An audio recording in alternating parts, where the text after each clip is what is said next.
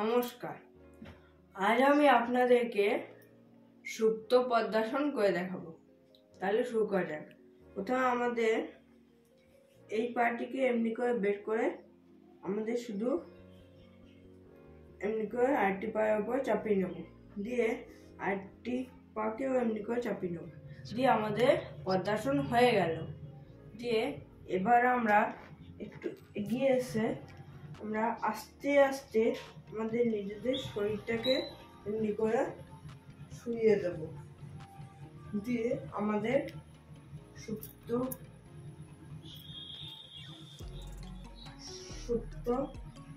পদ্মাসন হয়ে গেল।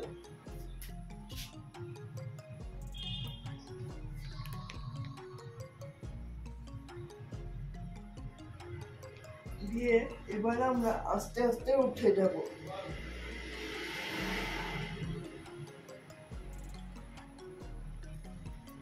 নমস্কার।